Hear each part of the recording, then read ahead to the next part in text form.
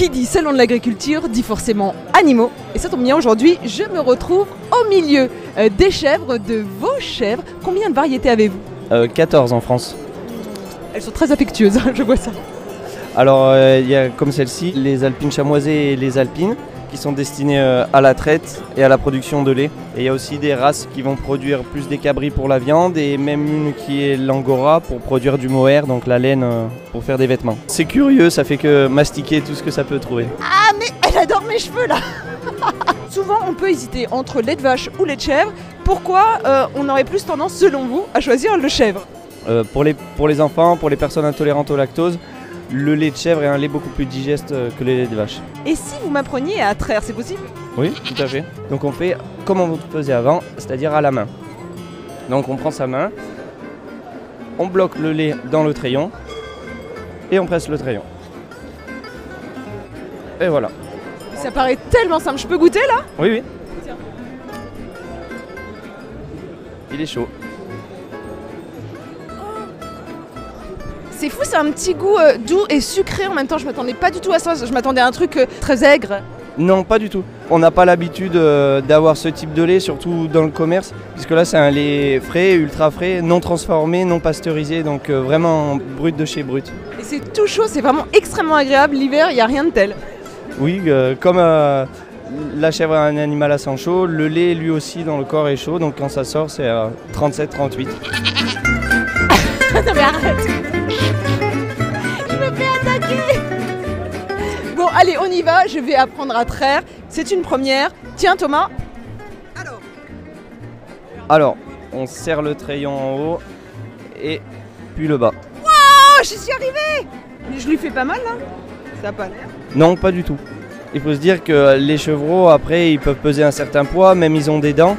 Et ils mettent des coups de tête dans les mamelles de leur mère pour faire descendre le lait plus vite. Donc là, c'est absolument pas traumatisant. Waouh, mais t'as vu ça?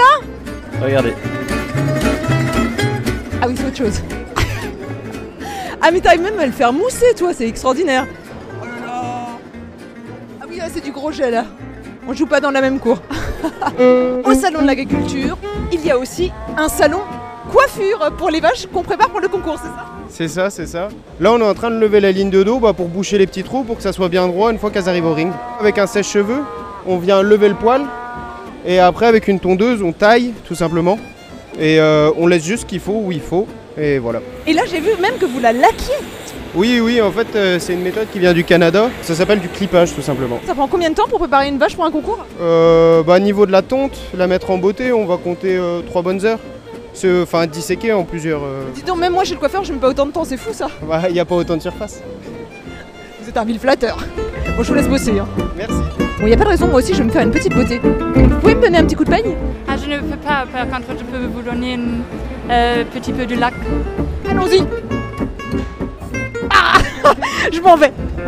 Ah, ça sent pas bon. Oh. Ici, il y a ce qu'on appelle la salle de traite, la salle mécanique. Mais dites-moi, je sais pas, c'est pas très rassurant quand on voit ça. Ça fait pas super mal à la vache et c'est un peu barbare, non? À vous présenter, si la vache elle pouvait parler, entre être traite à la main ou tétée par le veau, je peux vous dire qu'elle préfère la machine. Hein.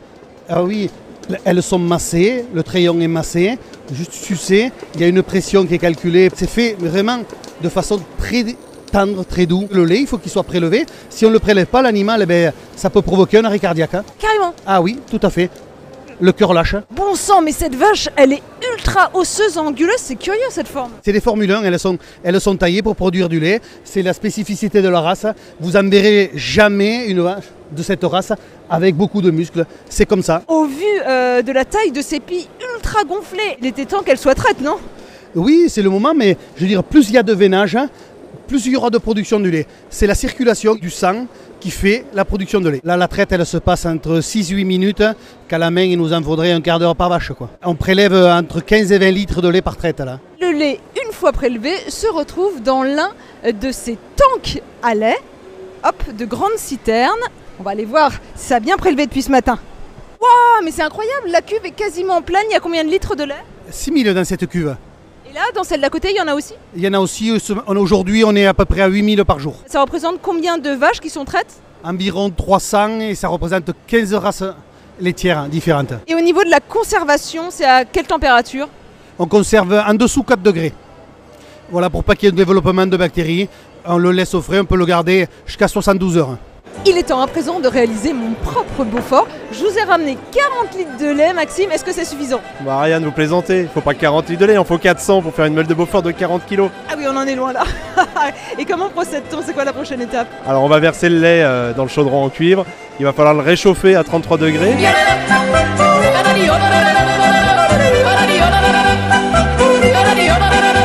Ensuite on rajoutera la présure pour pouvoir faire coaguler le lait. Ensuite on découpera notre caillé en de tout petits grains, de la taille d'un grain de riz, et on réchauffera nos grains de caillé pour pouvoir assécher ces grains. Et une fois qu'ils seront suffisamment secs, aux alentours de 54 degrés, on va pouvoir sortir nos grains de caillé à l'aide de la toile de lin et le mettre dans le moule à Beaufort. Tu vas aller chercher le rechinchon au fond du chaudron.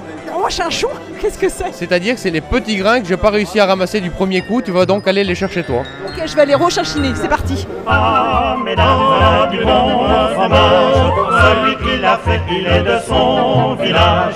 Voilà du bon fromage au lait, il est du pays de celui qui l'a fait. Qu'est-ce qu'on a sous les yeux? C'est un Beaufort, mais c'est pas celui qu'on vient de faire là. Eh non, il va falloir attendre au minimum 5 mois d'affinage avant de pouvoir le déguster, mais celui-ci c'est un fromage qui a 8 mois d'affinage. À quoi voit-on la qualité d'un Beaufort? La priorité sur un Beaufort, c'est d'avoir une pâte lisse sans ouverture.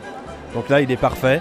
Et puis, sa marque de fabrique, c'est le talon concave, creusé vers l'intérieur, avec une belle couleur orangée du croûtage, bien lisse. Le goût du terroir de nos alpages, ce petit côté fleur de nos montagnes, le côté noisette qu'on retrouve. Et la petite nouveauté cette année au Salon de l'Agriculture, c'est que vous pouvez même repartir avec une petite photo de famille au milieu des brebis. Et croyez-moi, ces petites brebis, elles sont bien sympathiques.